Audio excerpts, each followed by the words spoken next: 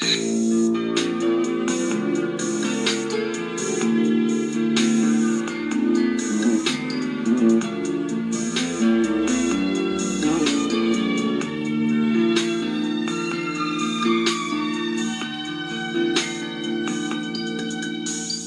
dating landas ko, di alam kung saan patungo. Puso at isip ko, litong-lito. Ngunit ikaw, Jesus, ang sa'king nagbigay gabay. Inakay mo ako sa landas ng buhay. Ang puso ko'y nagagalak na magpuri sa ngalan mo. Ang ibig ko'y laging laan sa pagsamba lamang sa'yo. Tunay ng dakila ka, O Diyos, sa buhay kong ito. Kaya't walang hanggang papuri ang alay. Ang alay ko sa'yo.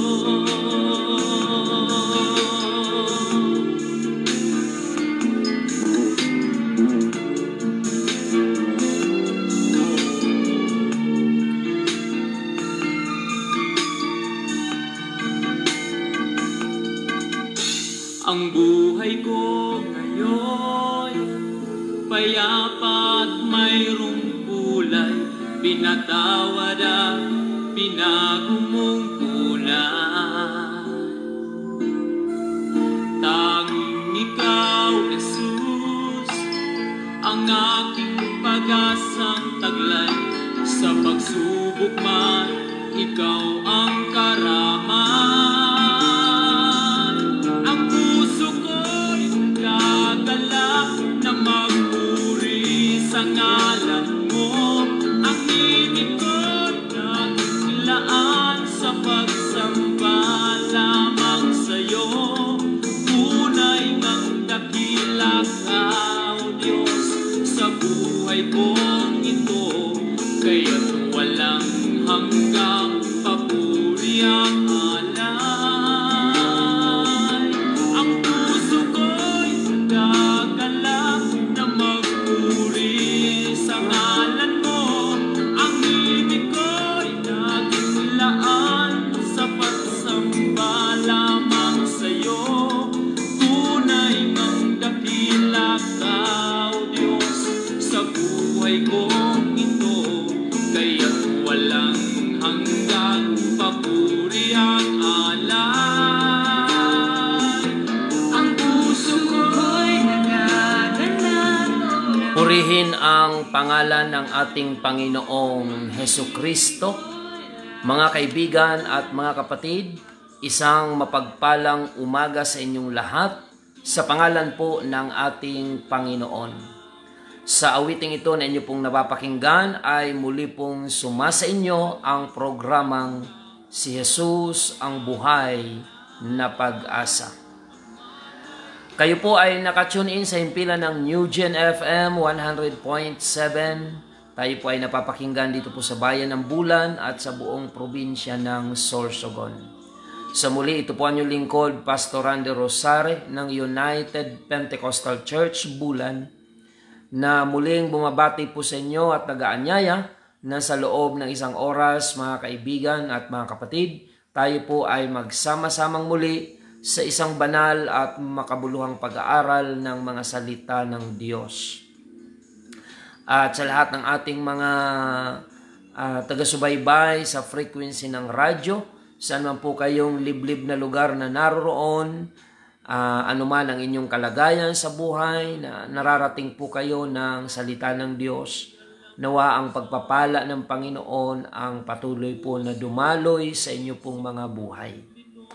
Purihin ang Panginoon, magsama-sama po tayong ibukas ang ating mga puso at ang ating mga kaisipan at pagkalooban tayo ng Panginoon ng mas malalim na hangarin na makilala natin ang nag-iisang Diyos at paglingkuran natin bilang kahandaan sa ating pagharap sa ating Panginoon sa kanyang nalalapit na pagparito. Ganon din ang lahat ng mga kapatiran ng United Pentecostal Church, Bulan. Pagpalain po kayo ng ating Panginoon, ang ating tatlong congregation na pinangangasiwaan dito po sa bayan ng Bulan. Good morning po sa inyo mga kapatid, dyan po sa congregation ng Magsaysay Bulan, sa congregation ng Santa Remedios Bulan, at maging sa congregation ng Iquirino Bulan. Sumainyo po ang kapayapaan at ang patuloy na kalakasang espiritual ipagkaloob po sa inyo ng ating Panginoon. Welcome to our program, Si Jesus ang Buhay na Pag-asa.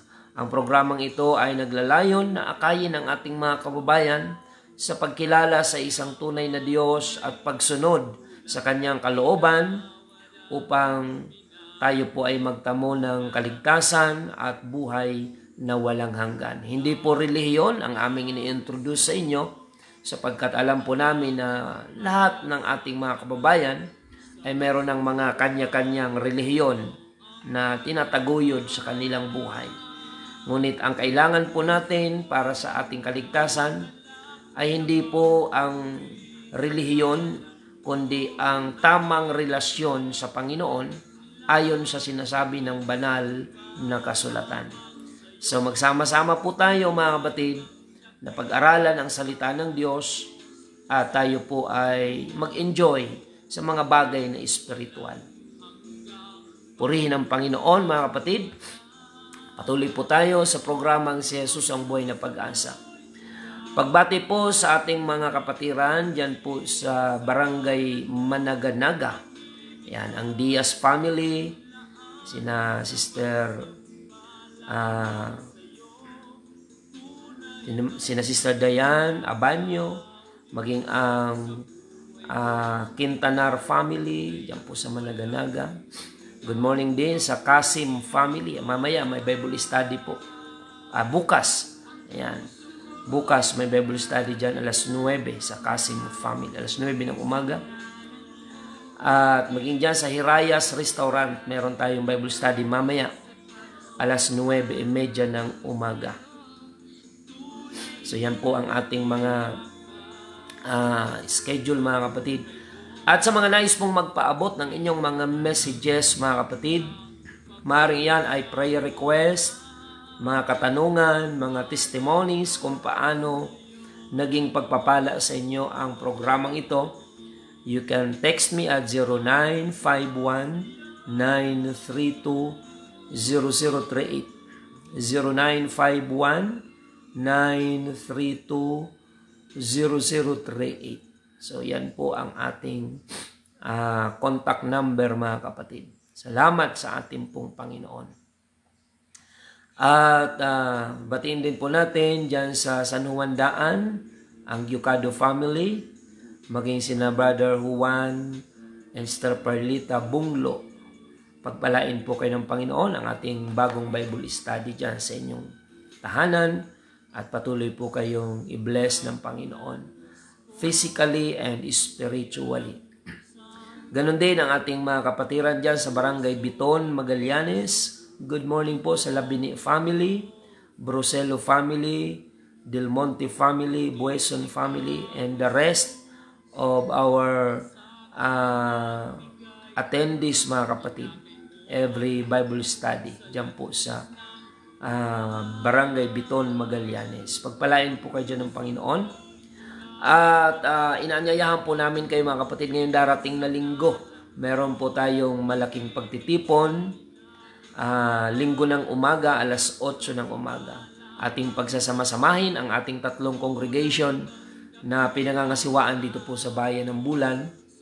Alas 8 ng umaga ang ating pagtitipon dito po sa UPC Compound, Iquirino, Bulan, mga kapatid. Ngayong darating na linggo, alas 8 ng umaga. And we have guest speaker, mga kapatid.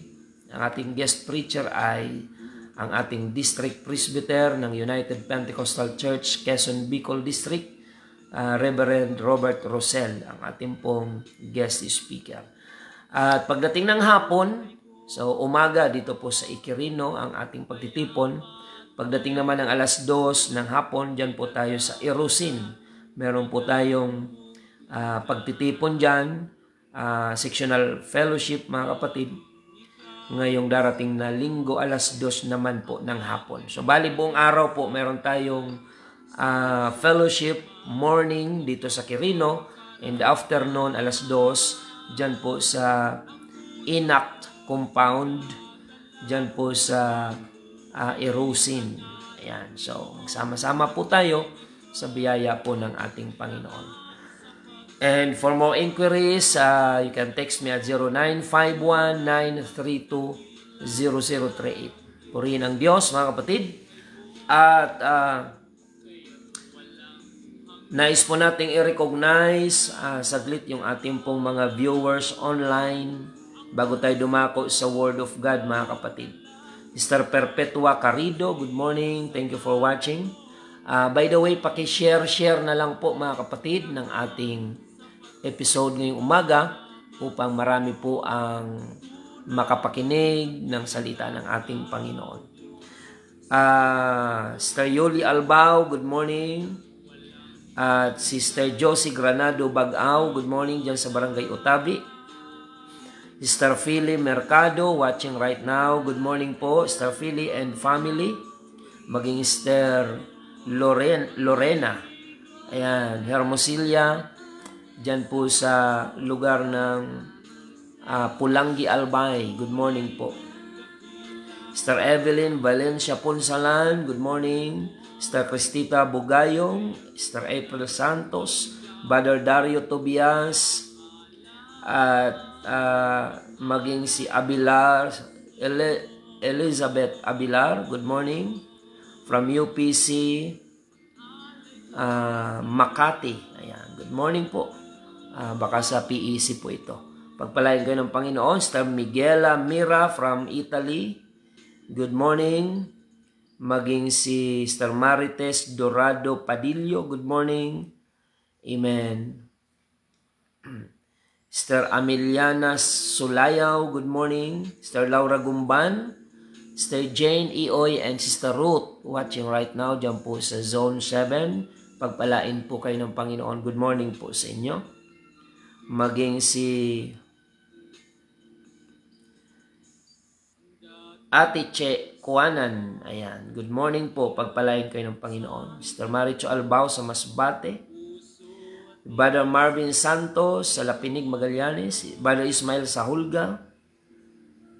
Sister Helen Isip, good morning. Sister Diana Abanyo and Brother Marlon, good morning po. Brother Serafin Akiwo, Brother Oli and Sister Nanette, good morning. Sister Marlene Golyoso. Si Renz Vincent Siega, good morning. Okay. Si Amparo Balingit from Pampanga, good morning. Pastora Sheila May Piñaranda ng UPC Sabah, Malaysia. Sister Maricon Hibaga, amen. Sister Evelyn Buhanghang, Brother Tofi Mendoza, Brother Lemuel Hermosilya and Sister Rica, good morning. Sister Divine Espela Guyal, si Ma'am Ann Bueson dyan sa Lapinig, Magallanes. Sister Jenaline Giocado, yan, dyan po sa Barangay Lahong. Pagpalain po kayo ng ating Panginoon. So, paki-share na lang po mga kapatid ng ating episode ngayong umaga upang marami pa po ang maabot ng mga kababayan po natin. At sa lahat ng mga OFWs na laging nakasubaybay po sa atin, ang iba sa live, ang iba ay replay, depende sa kanilang available time. I-bless po kayo mga kapatid ng ating Panginoon. So patuloy po tayo sa programang si Jesus ang Buhay na Pag-asa, and by this time, tayo po ay manalangin upang hilingin natin ang patnubay ng Panginoon sa pag-aaral po natin ng Kanyang salita. Tayo po ay manalangin mga kapatid. Panginoong Jesus, kami po ay dumudulog sa iyong banal na harapan ngayong umaga. Kami ay nagpapasalamat, kinikilala namin ang iyong kadakilaan, ang iyong katapatan, pag-ibig sa amin pong mga buhay. Maging sa mga panahon na kami nagkukulang, ang katapatan mo kailanman ay hindi nagmamaliw, hindi nagbabago sa aming pong mga buhay kasama ng aming mga kababayan. Panginoon, dalangin po namin, dalisayin mo po ang aming mga puso. Gawin mo po kaming karapat-dapat sa iyong harapan sa umagang ito. Kasama ng aming mga viewers online and listeners on air, we pray God to bless them in every aspect of their lives. I-bless mo po sila, Panginoon, especially sa spiritual na aspeto ng buhay.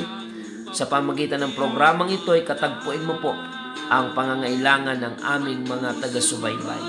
And we pray also for salvation of more souls, Panginoon, who are listening and watching this program daily. Ikaw po ang patuloy, Panginoon, na mangusap sa puso at isipan ng bawat isa, Panginoon. Maraming salamat po, and bless also the management of Newgen FM station na nagiging kapartner po ng UPC Bulan to spread out the gospel, Panginoon, at marami nawa ang maabot ng mga kaluluwa, and later on sila po ay magpasyang maglingkod sa iyo. Maraming salamat, Panginoon. Pagpalain mo rin ang kagalingan ang mga nakasubaybay ngayon na sumasabay sa panalangin. Kung sila ay may taglay na karamdaman, dagdagan mo po ang kanilang pananalig at pananampalataya sa iyo, at pagkalooban mo po ng kagalingan ang bawat isa. Maraming salamat, Panginoon. Tumawag ka pa ng maraming mga kababayan po namin magkaroon ng spiritual awareness sa pamagitan po ng pakikinig sa programang ito. Ay marami ang mga taong magpapasyang maglilingkod sa iyo. Salamat, Panginoon, and bless also our OFWs na mga kababayan from different countries in the world. Patuloy mo, O Diyos, na abutin sila ng iyong kapangyarihan, lalo na ang mga nasa mga kapagsubukan, Panginoon, ng buhay, na habang sila ay malayo sa pamilya, ay may mga problema silang na-encounter away from home. We pray, God, na habang sila ay malayo sa tahanan, pamilya, ay lalo silang maging malapit sa iyo, sapagkat ikaw lamang ang tanging sandigan namin at pag-asa ng aming buhay. Maraming salamat, Panginoon. Ito po ang aming samot dalangin. In the name of our Lord Jesus Christ, we pray. Amen and amen.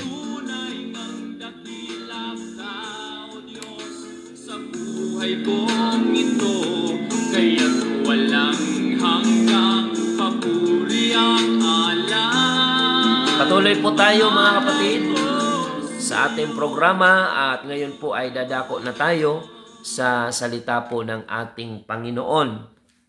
Kung kayo po ay mayroong Biblia, ay makipagbukas po kayo, mga kapatid, dito po sa aklat ng Matthew chapter 4 verse 17 up to verse 20. Ayan, yan po ang ating key verse na babasahin ngayong umaga.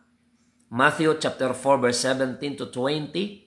From that time, Jesus began to preach and to say, "Repent, for the kingdom of heaven is at hand." And Jesus, walking by the Sea of Galilee, saw two brethren, Simon called Peter, and Andrew his brother, casting a net into the sea, for they were fishers. And he saith unto them, "Follow me, and I will make you fishers of men." And they straightway left their nets and followed him. Mula noon ay nagpasimulang mangaral si Jesus at magsabi, "Mangagsisi kayo sapagkat malapit na ang kaharian ng langit."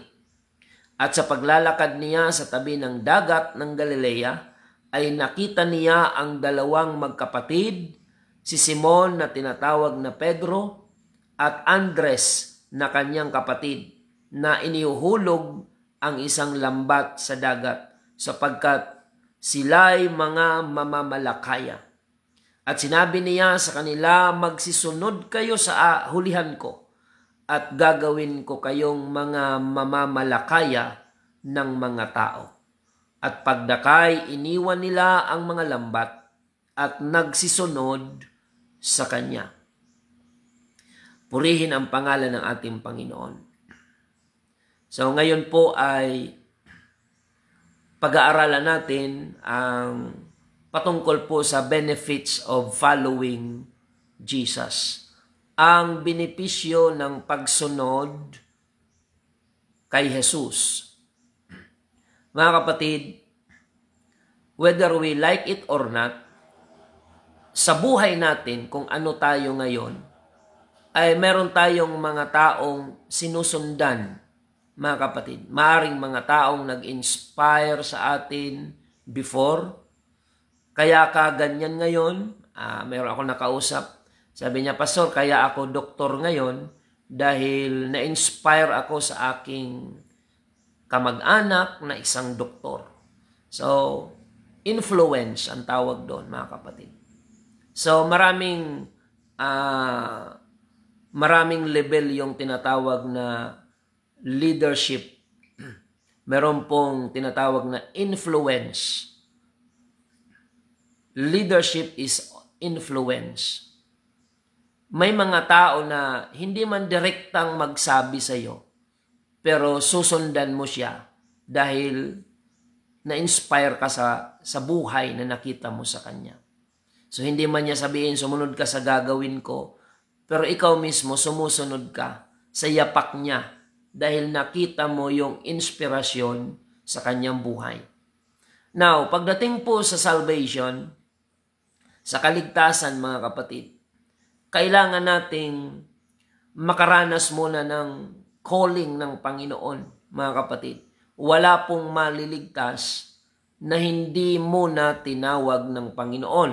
Pero hindi po lahat ng tinawag ng Panginoon ay maliligtas. So take note of that.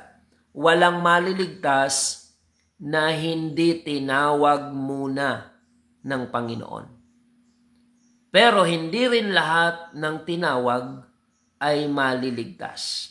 Ulitin ko, walang maliligtas na hindi muna ng Diyos tinawag. Pero hindi lahat ng tinawag ng Panginoon ay maliligtas. That's why we can read the verse from the Bible that many are called, but few are chosen. Marami ang tinawag, ngunit kakaunti ang pinili. Yung pinili, yun po yung maliligtas. Pero bakit sila pinili? Sapagkat tumugon sila ng tama doon sa pagtawag sa kanila ng Panginoon. And I believe na lahat ng tao ay pasok sa pagtawag ng Diyos when it comes to salvation. Because God is not willing, according to 2 Peter chapter 3 verse 9, if you will read that verse, mga kapatid, God is not willing that any should perish, but all should come to repentance. Hindi ibig ng Panginoon na sino man ay mapahamak, kundi lahat ay magsipagsisi. So ngayon po, mga kapatid, pag-aralan natin ang patungkol sa benepisyo ng pagsunod sa Panginoon. Kasi may mga taong sigurista sila, may nagtanong pa nga sa akin, ano ba ang mapapala ako, Pastor, kung sasama ako sa iyo sa pagsunod sa Panginoon? Ano ang mapapala ko dyan?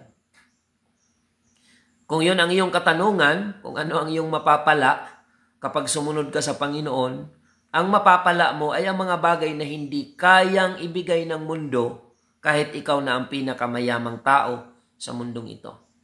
Mga kapatid, sabi po ng Mateo 16:26, ano ang pakikinabangin ng tao kung makamtan man niya ang buong sanlibutan at mapapahamak ang kanyang kaluluwa. So kahit ikaw na ang pinakamayamang tao, ang kapakanan ng kaluluwa mo ang unang benepisyo ng pagsunod mo kay Kristo.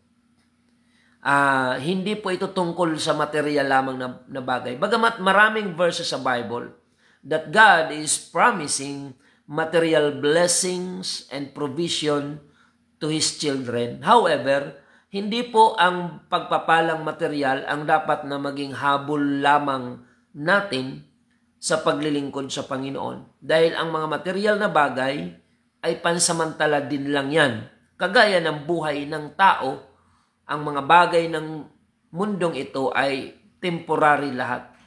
Kaya nga mga kapatid, ang sabi ng Panginoon, magsigawa kayo hindi para sa pagkaing napapanis, kundi para sa pagkaing tumatagal sa buhay na walang hanggan. Ito po ay ang pagsunod sa Panginoon. Ito yung paggawa ng para sa pagkaing tumatagal sa buhay na walang hanggan. Ibig sabihin, ang benepisyo ng pagsunod at paglilingkod sa Panginoon ay hindi temporary.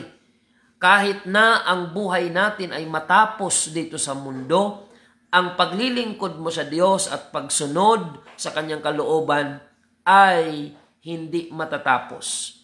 Yung benepisyo ng paglilingkod mo sa Panginoon, yan ay nakalaan hanggang sa buhay na walang hanggan. Kaya nga mga kapatid, tinawag ng Panginoon ang mga alagad, una upang sila ay maligtas. Sabi ko sa inyo kanina, walang maliligtas na hindi muna dumaan sa pagtawag ng Panginoon. Subalit hindi lahat ng tinawag ng Panginoon ay maliligtas. Sapagkat alam natin na may mga taong matitigas ang ulo, matitigas ang puso, na bagamat tinatawag sila ng Panginoon, pero hindi sila tumutugon ng ayon sa kalooban ng ating Panginoon. Many are called, but few are chosen. Ikaw na nakikinig ngayon, 100% I believe na ikaw ay tinatawag ng Panginoon. Pero kung ikaw ay tutugon o hindi, it's up to you, mga kapatid. Kaya doon nakadepende yung pipiliin ka ba ng Diyos o hindi. Nakadepende yan sa quality ng iyong pagtugon sa tawag ng Panginoon. So, understanding God's calling. The first calling of God ay ang calling for salvation.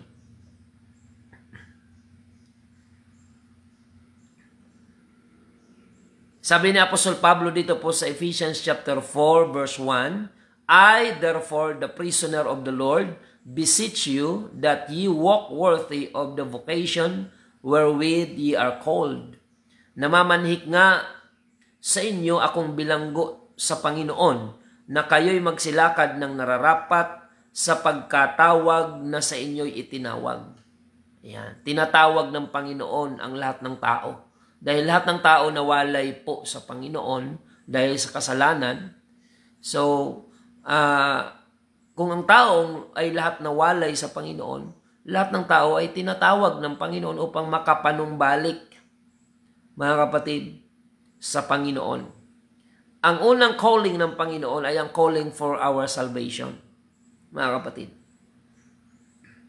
Sabi po ng Mark chapter 16 verse 15 to 16, and he said unto them, Go ye into all the world and preach the gospel to every creature. He that believeth and is baptized shall be saved, but he that believeth not shall be damned. At sinabi niya sa kanila, magsiyaon kayo sa buong sanlibutan at inyong ipangaral ang ebanghelyo sa lahat ng kinapal. Ang sumasampalataya at mabautismuhan ay maliligtas. Datapwat ang hindi sumasampalataya ay parurusahan. So maliwanag mga kapatid na ang unang calling ng Panginoon sa atin ay ang calling for salvation. Dahil tayo ay nabihag ng dyablo, God wants your soul to be restored, mga kapatid, and to be covered by the blood of Jesus Christ. That's why God is calling you, God is calling me, pero depende na po sa taong tinatawag ng Panginoon kung siya ay tutugon o hindi. And I am praying to God na ikaw na nakikinig ngayon, oras na maramdaman mo na tinatawag ka ng Panginoon, huwag mong patigasin ang iyong puso habang may pagkakataon, habang pwede ka pang tumugon, tugunin mo na ang tawag ng Panginoon para sa iyong kaligtasan. Regardless of your situation, regardless of your status in life, God is calling you for you to be saved. At ang sabi ng Biblia, ang sumasampalataya at mabautismuhan ay maliligtas. Datapwat ang hindi sumasampalataya ay parurusahan. So may kaparusahan pong nakalaan ang Panginoon sa mga taong masasama. Huwag kayong mainip kung may masamang tao na hanggang ngayon ay namamayagpag sa mundong ito. Dahil ang Diyos ay nagbibigay ng pagkakataon sa mabuti at sa masama na makapaglingkod sa Panginoon. But remember na mayroon pong judgment day na itinakda ang ating Panginoon. Kaya gaano ka man kasama, may pagkakataon kang mabago kung tutugon ka sa panawagan ng Panginoon para sa kaligtasan. Kahit ikaw na ang pinakapusakal, pinakamasamang tao sa pamilya, sa community, sa bayan, sa bansa, sa barangay. Mga kapatid, pwede kang maligtas at patawarin ng Panginoon when you surrender your life completely to God, have faith in the Lord, repent and be baptized in the name of Jesus Christ for the remission of your sin, and you shall receive the gift of the Holy Ghost. And he that believeth and is baptized shall be saved. Yan ang tamang pagtugon sa panawagan ng Panginoon para sa kaligtasan.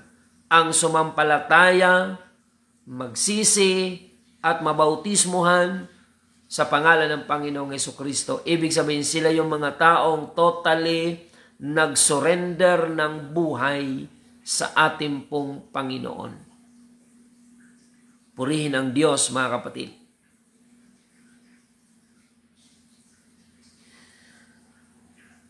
Acts chapter 2 verse 41, and they that gladly received his word were baptized, and the same day there were added unto them about 3,000 souls. At sa iba pang maraming salita ay nagpatutuo siya at nangaral sa kanila na sinasabi, ayan, sa Acts chapter 2 verse 40, magsiligtas kayo sa likong lahing ito. Yaon ngang nagsitanggap ng kanyang salita ay nangabautismuhan at nangaparagdag sa kanila ng araw na yaon ang may 3,000 kaluluwa. Ayan. Nung nangaral po si Pedro for the first time after they received the Holy Ghost, Acts chapter 2, pinangaral po ni Peter yung patungkol po kay Jesus Christ, and 3,000 souls in one day, mga kapatid, gladly receive the baptism in the name of our Lord Jesus Christ. So, yun po ang tamang pagtugon sa tawag ng Panginoon. Hahakbang ka. Pag sinabing tumugon ka sa tawag ng Panginoon, nagpasya ka. Dinesisyonan mo. Hindi ibang tao ang dinependihan mo, kundi iyong pangungusap ng Panginoon sa puso mo. Amen. Nung sina Pedro ay nangaral sa Book of Acts chapter 2, in verse 40, yaon ngang nagsitanggap ng kanyang salita ay nangabautismuhan at nangaparagdag sa kanila ng araw na yaon ang may 3,000 kaluluwa. So naligtas po yung 3,000 kaluluwa na yon na tumugon, sumunod sa tawag ng Panginoon para sa kaligtasan. Kaya hindi ka ng Diyos pwedeng iligtas na hindi mo naman siya pinipili na paglingkuran. Kasi lahat ng tao mahal ng Diyos, mga kapatid. Huwag nating mapagkamalan na ang Diyos ay may paborito.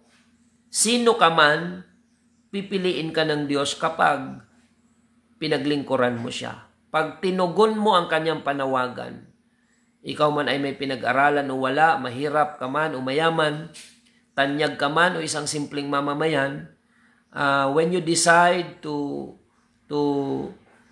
answer the call of the Lord for salvation, ikaw ay maliligtas.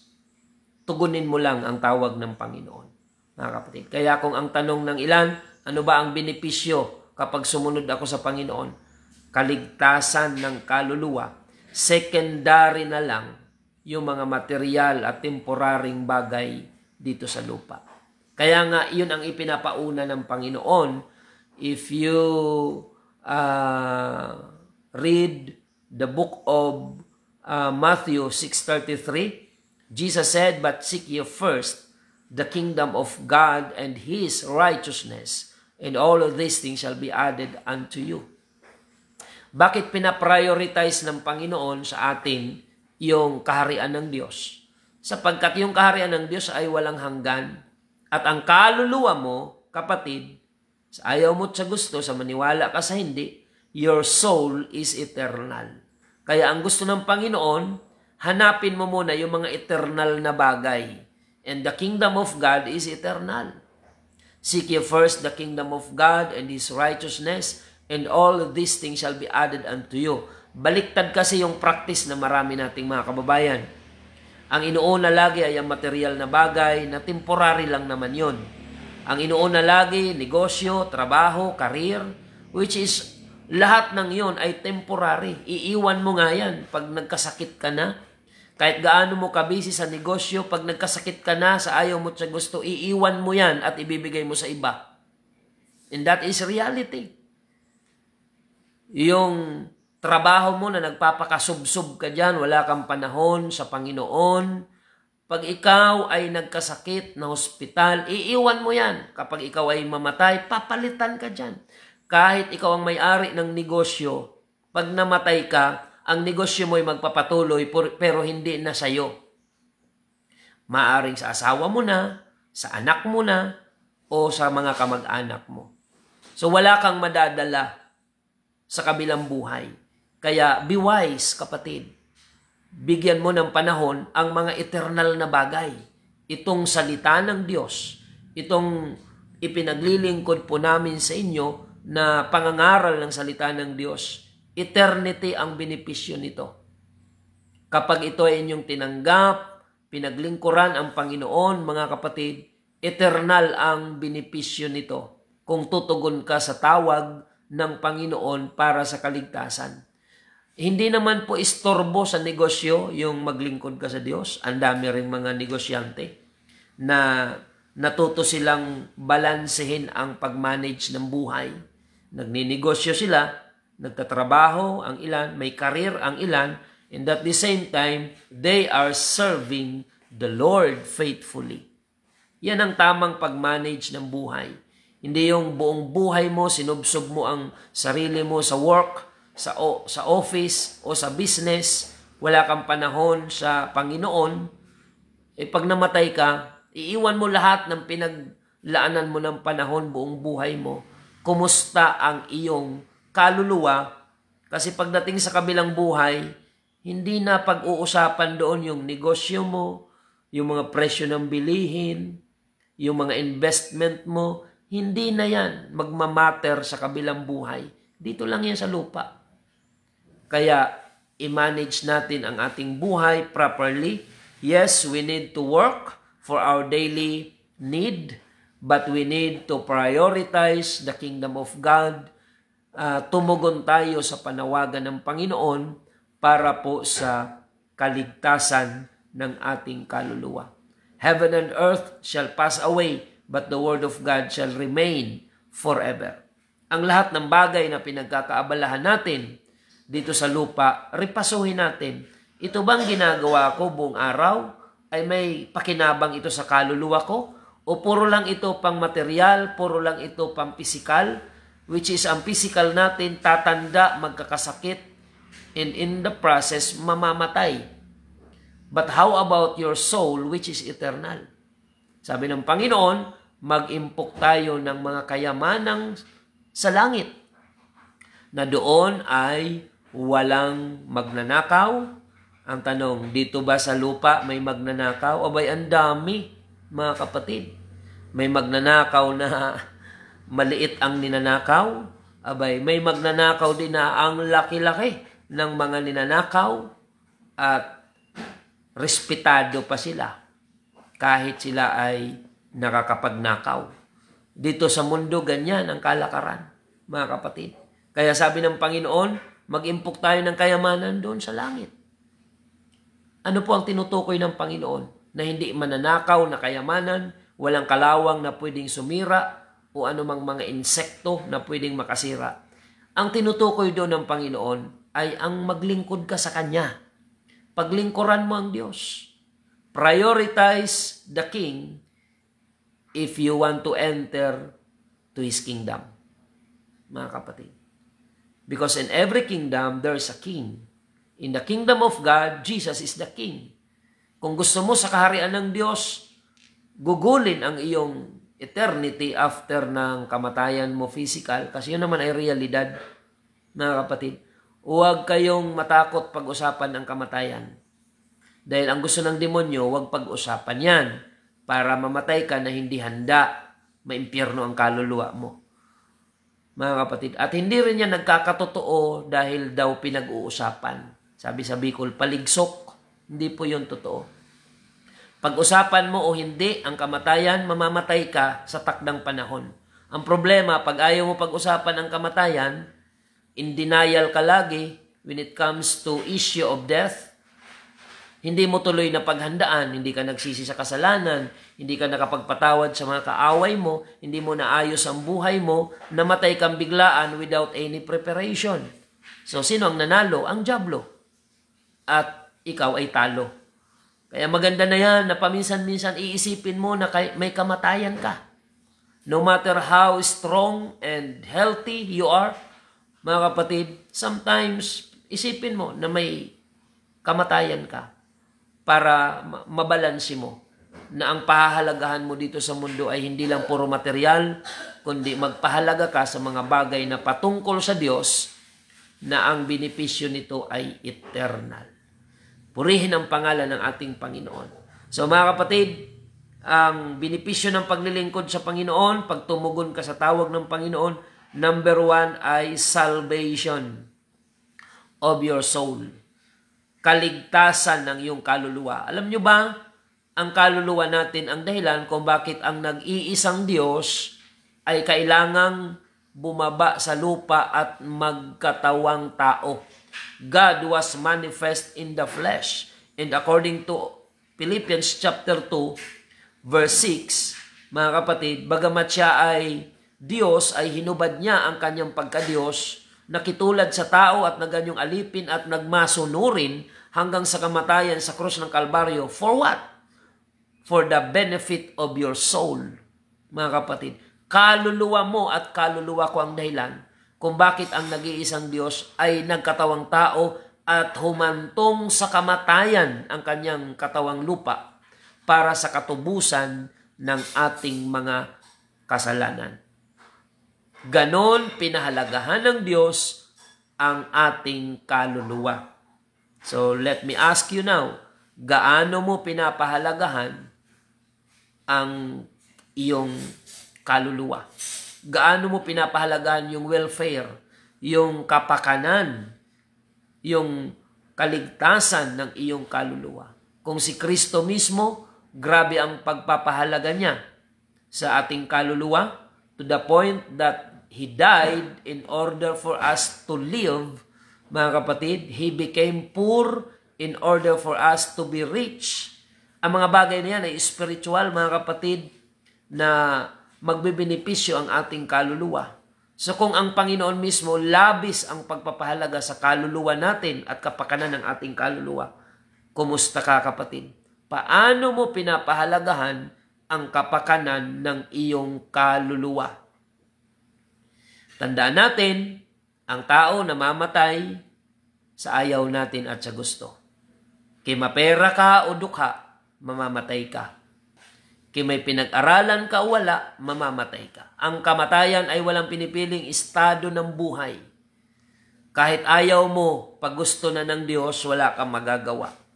Kaya habang may pagkakataon ka pa kapatid, paglingkuran mo na ang Panginoon. Doon naman sa mga nasa ospital, ayan, kinakalabit na kayo ng Panginoon upang ma-realize nyo na may pagkakataon kayong maglingkod sa Diyos. Huwag nyong sayangin. Mga kapatid, yung mga pinag-pray ko sa hospital last week, maglingkod kayo sa Diyos. Kung kayo ay nakalabas na sa hospital, maglingkod kayo sa Panginoon. Unahin nyo ang Panginoon. Dahil sa ayaw nyo at sa gusto, maaari ngayon nakasurvive kayo sa karamdaman, pero sa ayaw natin at sa gusto, ang kamatayan ay darating pa rin yan sa atin sa anumang gustong paraan ng Panginoon. Pero pag naglingkod tayo sa Diyos, mga kapatid, mayroon tayong assurance of salvation na yung ating eternity sa kabilang buhay ay maging secure sa harapan ng ating pong Panginoon. At yan ay nakasalalay sa kung paano ka tumutugon sa tawag ng Panginoon para sa iyong kaligtasan. Amen. Purihin ang Panginoon, mga kapatid. Ang iba naman, ang kanilang katwiran, ay hindi ko na kailangan makinig dyan kay pastor dahil ako'y may relihiyon na. Relihiyoso kami, buong pamilya. I'm sorry to tell you, brothers and sisters, that your religion is good, but your religion cannot save your soul. Yan po ay real talk, mga kapatid. Huwag mong gawing sandalan ang relihiyon para sabihin na ayoko nang makinig sa pangangaral, ayoko nang magrepent, ayoko nang magpabautismo dahil may relihiyon na ako. Ang relihiyon natin ay hindi magliligtas sa atin. Only the Lord Jesus Christ can bring us to eternal salvation. Mga kapatid. Kaya sabi po ng John chapter 1 verse 12, ang lahat ng tumanggap at nakipag-isa kay Kristo ay pinagkakalooban niya ng karapatan na maging anak ng Diyos. Hindi po ang relihiyon na mayroon tayo ang nagbibigay ng karapatan sa atin para maging anak tayo ng Diyos. Hindi po. Mga kapatid, religion has nothing to say, nothing to do when it comes to our salvation.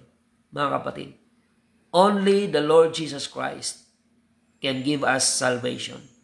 Kaya tanggapin natin si Kristo sa ating buhay, pagsisihan natin at talikuran ang ating mga pagkakasala at tayo ay magpabautismo sa pangalan ng Panginoong Hesukristo sa ikapagpapatawad ng ating mga kasalanan at tatanggapin natin ang kaloob ng Espiritu Santo. Yan po, mga kapatid, ang ating natalakay ngayong umaga. Niloob ng Panginoon na marinig nyo ang mensaheng ito. Tinatawag ka ng Panginoon. Ikaw na nasa inuman araw-araw, tinatawag ka ng Panginoon. Gusto ka ng Panginoon iligtas. Ikaw na adik sa sabungan, adik sa drugs, tinatawag ka ng Panginoon. Mahal ka ng Panginoon. Huwag mong ubusin ang araw mo dyan at ang buhay mo dyan. Talo ka dyan, sigurado. At ang diablo ang magiging panalo balang araw. But when you decide to answer the call of God for your salvation, panalo ka, kapatid. Amen. Pero sa mga bisyo, layaw ng mundo, maaring mai-enjoy mo yan sa ngayon habang malakas ka, pero yan ay meron pong kalugian. At ang kalugian na yan ay hindi po temporaryo, kundi eternal na kalugian. So nawa ay pinagpala po kayo sa ating pagtalakay ng salita ng Diyos sa umagang ito. Pagbulay-bulayan po natin ang salita ng Panginoon at patuloy nating ialay ang ating buhay sa paglilingkod sa Diyos. Maraming salamat sa inyong pagsubaybay at tayo po ay manalangin, mga kapatid. Panginoong Jesus, kami po ay nagpapasalamat sa mensaheng ito tungkol sa benepisyo ng pagsunod sa iyo. Unang-una ay kaligtasan ng kaluluwa.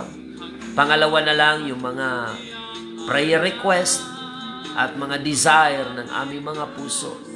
Material blessings, promotion, opportunities, business, material things. It shall be added unto us. Ngunit ang unang dapat naming matutunang hanapin ay ang iyong kaharian at katuwiran. Panginoon, pagpalain mo ang lahat ng mga nakinig ngayon. I pray, God, na marami inawa ang tumugon sa iyong panawagan para sa kaligtasan. Upang sa iyong nalalapit na pagparito, marami ang makapaghanda. Sa pamagitan ng programang ito ay marami po ang magkaroon ng spiritual awareness na kanilang samantalahin ang mga pagkakataong katulad nito sapagkat ang mga araw ay masasama. Panginoon, pagkalooban mo rin ng kagalingan ang may mga karamdaman at nawa sa panahon ng karamdaman, help them to realize the importance of following you. ang halaga ng paglilingkod sa iyo. Maunawaan nila sa panahon na sila ay may mga kadalamhatian na nararanasan. Maraming salamat o Diyos. Bless our listeners on air and our viewers online. At patuloy nilang madama ang iyong pagtawag para sa kaligtasan. Salamat po, Panginoon. In the name of our Lord Jesus Christ, we pray. Amen and amen. Mga kapatid, bago po tayo magtapos, inuulit ko po ang ating paanyaya. Ngayong darating na linggo ay meron po tayong big event, malaking pagtitipon ng United Pentecostal Church Bulan. Alas 8 ng umaga ngayong darating na linggo, dito po sa UPC Compound, Iquirino, Bulan.